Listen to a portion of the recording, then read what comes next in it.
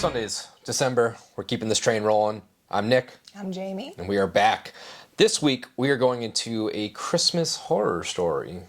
Not a vague movie title. That's literally the name of this movie. It is, I guess it's a Canadian movie. It came out in 2015. It premiered in July of that year at the Fantasia International Film Festival, and it had like a limited theatrical release and then went straight to VOD. So not really much of like a box office. Right.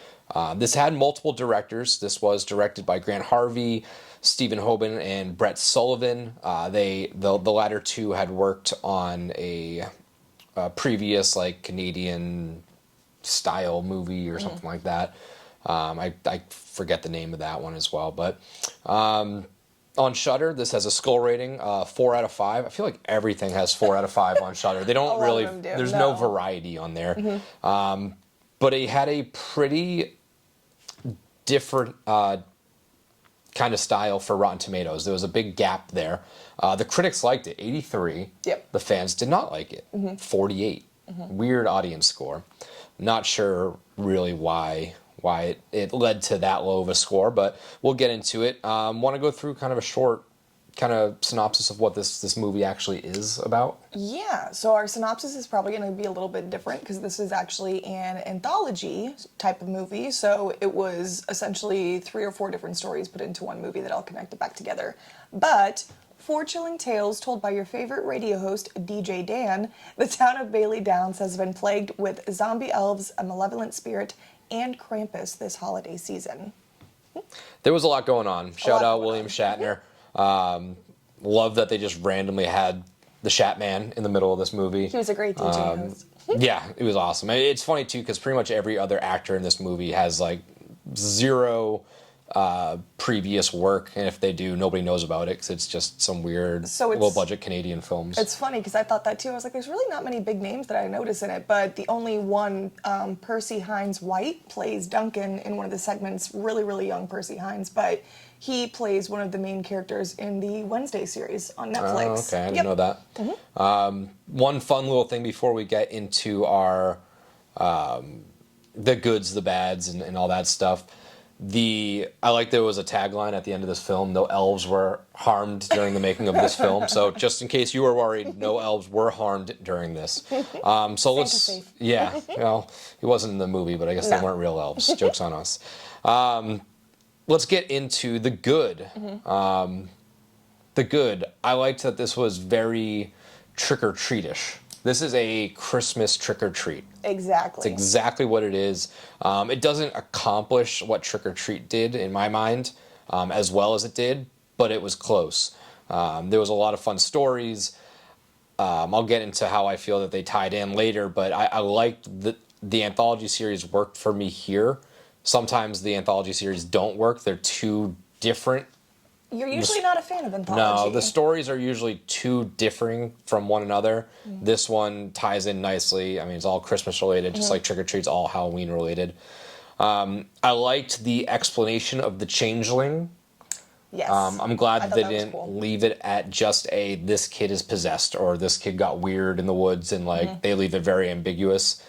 I like that they explained it. Like you could tell, you know, he went into the tree, came out of the tree, and he was all like weird or whatever after. But I like that they explained that. And I don't know if I'm sure changelings are like real folklore stuff. I think it is. Because I think they made a movie called The Changeling as that would make sense. Yeah. I know you didn't like it. I liked the Krampus design.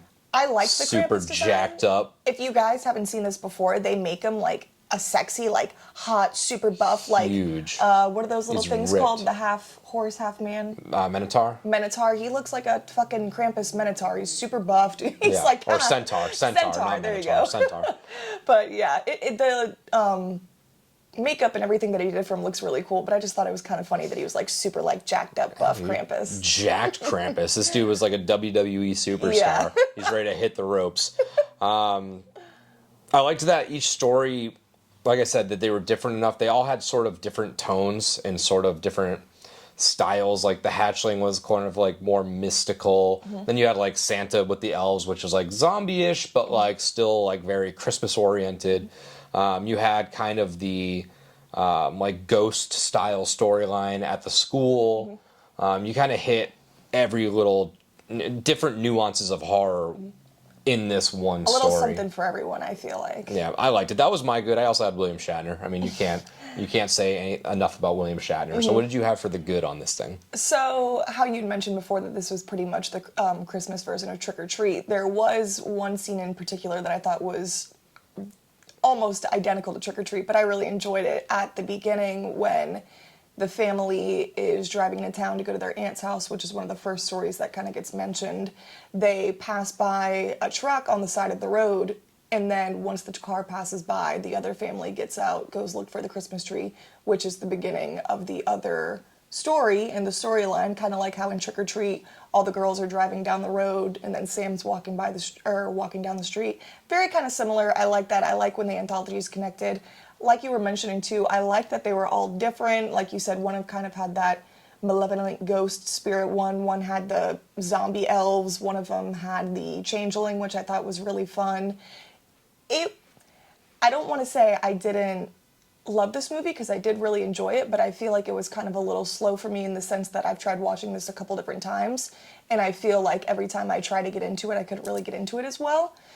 But I did like that they connected all of these stories together, but in the end, it still had a very good twist that I didn't see coming. I rewatched it this morning so I can kind of get a little better gist of the movie for the review today. But the ending, I kind of forgot about when I'd watched this previously, and I thought that did the whole movie for me. I thought that was really good. Yeah.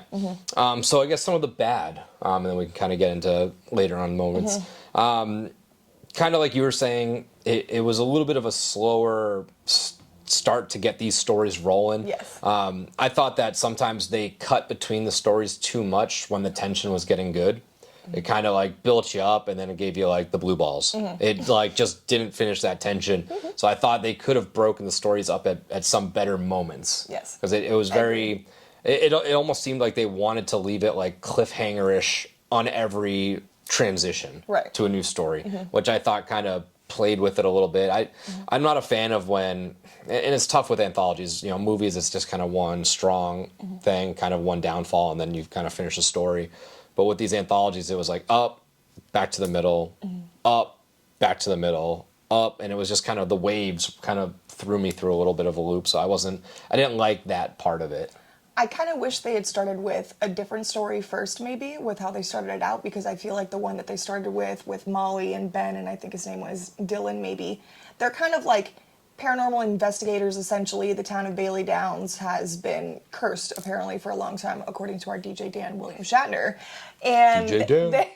they go investigating to this old abandoned building to try to, I don't know, be crime scene investigators, I guess, revisit the murder scene. I guess the girl got like the cop footage and was like, yeah, we got to go here, find it right here, all that kind of stuff. I feel like that was my least favorite story out of all of them, because what it led into and kind of the climax of the story, I feel like it wasn't that great. She ended up getting possessed by a girl who was pregnant, was at the hospital. Couldn't have her kid, so she made her carry the kid or something like that. Made her carry the kid, got possessed, had sex with one of the guys, killed the other guy, and then all of a sudden she's just miraculously better now, and that was pretty much the end of it. So I thought that was kind of a downer for me, because that story was slow to begin with, and I thought maybe it was going to have more of a come up towards the end, and I feel like it just didn't really pay off. Yeah, that one was one of the weaker stories. I think that this had like two like weaker / okay stories. The other two were really good. Like that one, I kind of felt like that with like the family going to the Krampus. It was like kind of a short nothing, but the ending was cool. But like the story itself was kind of a short nothing. There was nothing going on to start until like the little kid broke the doll or whatever and unleashed stuff, purposely. Or maybe didn't do it. I don't know. The one thing you mentioned, the twist, that aspect of it. I liked the twist, but what I didn't like was that the Krampus is like the exact same in the twist and in the real story. That's what I didn't understand either, because I thought maybe those intertwined together more, because the Krampus in the story with Santa Claus is the same Krampus character that they use in the story with the family. Correct. With the kid who broke the statue. Correct. Which I thought was a little confusing. But it turns out that Norman was just insane and there was no Krampus. There was. Or there was no Santa Claus. That's what it was. He was the mall Santa. Correct. and he was believing that he was fighting off Krampus, doing all this kind of crazy stuff. Correct. The mall goers were the zombified elves, yeah. and he ended up slaughtering all the people in the mall. Yeah. But the Krampus that they had for his segments, yes, was the It's same. just weird that like Yeah.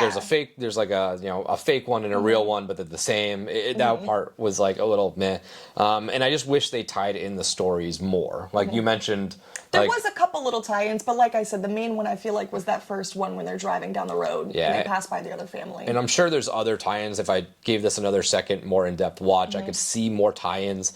The only other tie-in I think that like the story of the school and the changeling. Yes. The dad was the cop from the murder scene videos. Yes. From that beginning, so like that kind of tied into it there.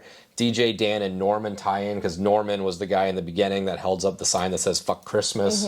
So like they only really tied it in like loosely once per story, but I can't picture the whole web of it. I think the only other thing was Caprice, the one with the Krampus story in the family. She was the girlfriend of the guy Dylan from the She was Paranormal friends with them because Investigators. she went with her family. Yes, to she the was trip. that friend group with them. So I guess that one's how that one kind of intertwined. Yeah, but I think if they just buttoned it up a little bit more and had it like cross over Yeah. more, like you said, when you see their car like on the side of the road, like I didn't even notice that. You had to explain that to me. I didn't see that, and they could have had a couple more of those instances. Doesn't have to be as in your face, but just something. Any other things for the bad? I was going to say, there was another little one that I'd mentioned too, but DJ Dan, when he's on the radio in the intermissions talking for the radio broadcast, he mentions that there had been like a massacre or like something crazy going down something at the happening mall. at the mall. And at this point, he didn't know it was Norman yet. So I thought that was a fun little connection too. So I do like it. There are a handful of them as we've been discussing now, but just a little bit more I think would have been fun, or at least a little bit put more emphasis on it so you know exactly a little bit. I agree. Top moment. What was the top moment for you in this thing? Probably the Santa Claus Village, Santa Claus Norman having the elf massacre in the middle of the mall. Okay. Yeah. So the scenes of him killing the elves or Yes, the right. twist itself? The scenes of him killing the elves, but then it starts panning to Norman. He goes into the bathroom, he realizes what he's done. He goes back, he's kind of at the end, the cops are at the door of the mall. He looks down, he thinks it's the elf. He goes back to try to kill him with the axe, and the cops shoot him and stuff like that. So he was still kind of like dipping in and out of reality. And I thought that was cool. That was my top moment as well. Yeah? That like reveal. Yes. That it was normal, because it still was kind of like very, is this real? Is it not real? Like And is this Santa Claus? You're usually pretty good with twist with catching on too, and I didn't catch on to this one. No, I didn't even notice that it was the same actor or anything like that. So I really liked that, because you would have never seen that coming. They never alluded to that at all, other than him saying "fuck Christmas." It also is weird that he says "fuck Christmas," but he's the Santa. Yeah. Like that seemed a little weird. Best death or kill. What did you have for this one?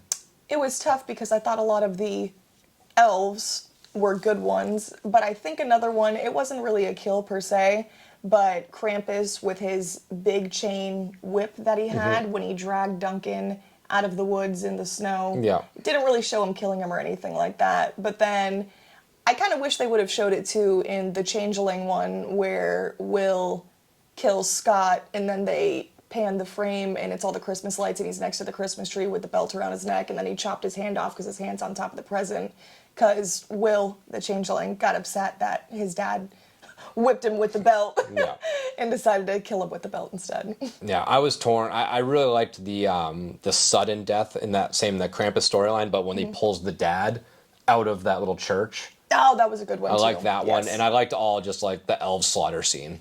That was fun. They were pretty cool. Like pretty slices gory. him right in the head. I was going to say slices like half of his head off. when he walks out of the elevator and just all the little dead elf bodies are there. I like that one. So Yeah. we'll get into our rating scale. So our fear and beer rating. So fear, scale of 1 through 5, or 0 through 5 if we're talking about P2 again. How scary this is, and then the beer rating again, 1 through 5, or 0 through 5 if we're talking about P2. Beer rating, how much you enjoyed this film. So your fear rating, how scary was this for you? I gave this a 2. I didn't think this was very scary, but it doesn't mean I don't like it. Yeah. Yeah, I'll give it a 2 as well. I was going to try and go lower than you, just because I don't like having the same scores. No, I know.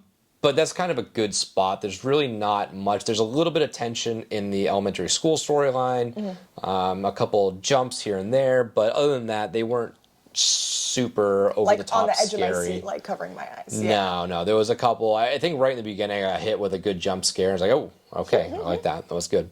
Beer rating. How much did you enjoy this? I gave this a 4. I actually really enjoyed this. When I finally sat down and watched it instead of bits and pieces trying to go back to it, watching it in a whole, I really enjoyed it. Yeah, I'll give it a 4.5. Just to prove a point that I do, in fact, like some of these movies that we watch for Shudder Sundays. Nick picked this one. I really do. I really did like this. I think because I'm such a fan of Trick or Treat, I enjoyed this a lot more because it just made me think about that. It makes me want to go back and rewatch Trick or Treat. But I think this is a good addition to your yearly Christmas horror watch. I think so too. It's good. It's different. It tackles a lot of subjects. I like that whole. I think the Changeling storyline might be my favorite one. But it has, like I said, the variety in this thing is amazing. So if you have not seen a Christmas horror story, definitely check this out. It is on Shudder. But search around. There's plenty of good stuff on there. But until next time, this is Nick. This is Jamie. See ya.